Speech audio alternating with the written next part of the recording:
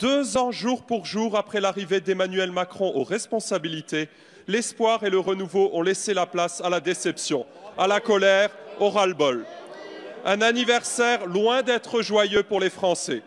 Si toutes les fractures de notre pays ne sont pas apparues avec vous, vos décisions et votre arrogance collective ont contribué à toutes les aggraver. 3 Français sur 4 rejettent déjà votre politique. Hausse de la CSG, des taxes sur le carburant, 80 km/h, ce sont vos décisions. 2 tiers des retraités ont subi de lourdes pertes de pouvoir d'achat. Les entreprises redoutent maintenant les milliards d'euros d'impôts supplémentaires annoncés et les agriculteurs n'ont pas vu leurs revenus progresser ou leurs contraintes baisser. Les Français ne sont pas dupes, Monsieur le Premier ministre.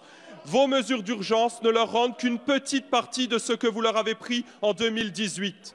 Et les chiffres concrets rendent bien mieux compte de la médiocrité de votre bilan que vos discours grandiloquents. Avec vous, la France n'est pas seulement devenue championne du monde de football, mais surtout championne du monde des taxes et impôts qui étouffent entreprises et ménages.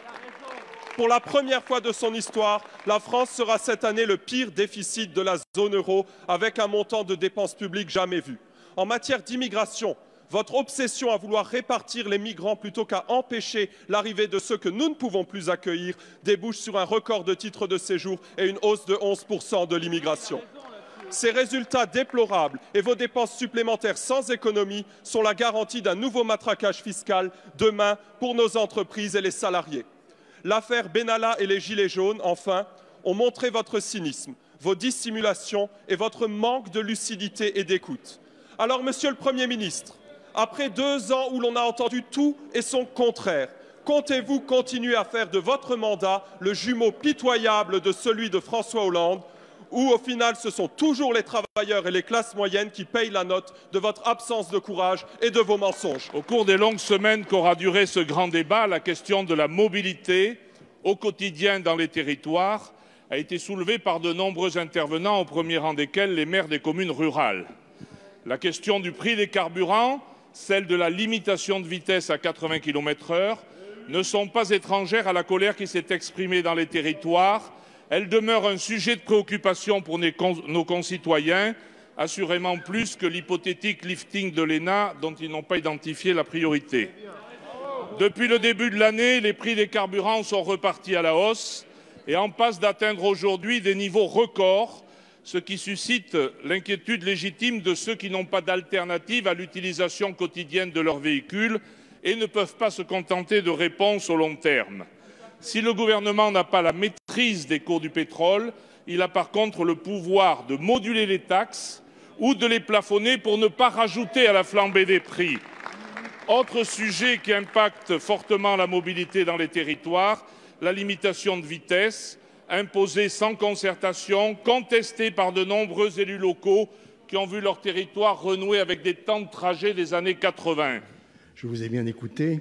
À l'époque, je vous cite, « Pour la première fois depuis 18 ans, la sécurité sociale retrouvera l'équilibre. C'est une bonne nouvelle pour les jeunes générations. » La bonne nouvelle n'était, semble-t-il, qu'une fake news, puisque finalement, la sécurité sociale pourrait afficher à la fin de l'année un déficit de 3,6 milliards, ce qu'annonce le Haut Conseil de financement de la sécurité sociale dans son rapport du mois de mars. Ce rapport précise même qu'aucun équilibre n'est envisageable avant la fin du quinquennat. Les promesses d'un petit excédent de 600 millions d'euros se sont envolées. Le discours de fin d'année a été happé par la réalité.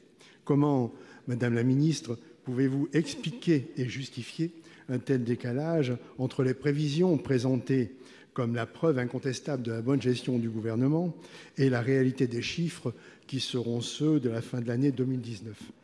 Le 1er mai, plusieurs dizaines de manifestants, certains par effraction, ont pénétré dans l'enceinte de l'hôpital de la Pitié-Salpêtrière pour échapper au gaz lacrymogène.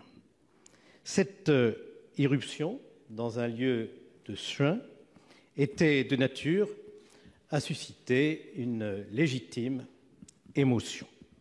Heureusement, aucune agression ne semble avoir été commise et les manifestants n'ont apparemment pas pénétré dans les bâtiments.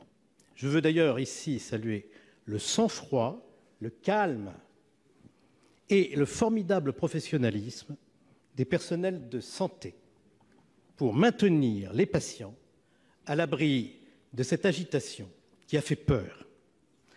Hélas, on ne peut pas dire que le gouvernement ait fait preuve du même sang-froid.